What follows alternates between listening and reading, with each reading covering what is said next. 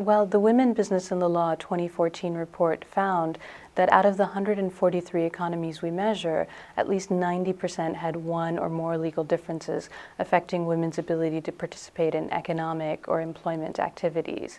But the pace of reform has been accelerating. So, for example, 44 economies made 48 positive legal changes, making it easier for women to pursue entrepreneurship or employment activities.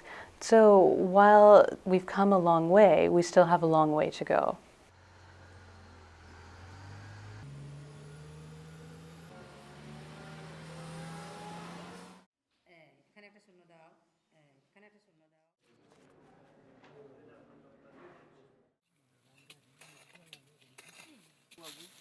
They're doing it.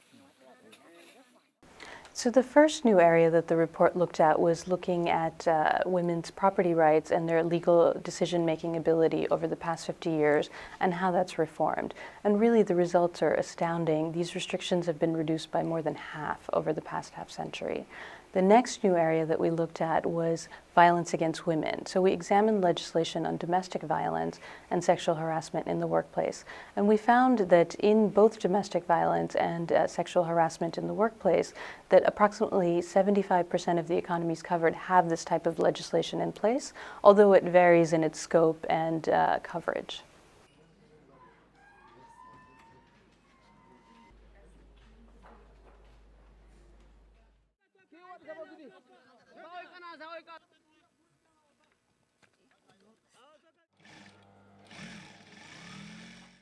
So the joint World Bank and IFC report, Women, Business and the Law 2014, found that there are several regional differences, and generally this has to do with the shared legal systems that certain regions have.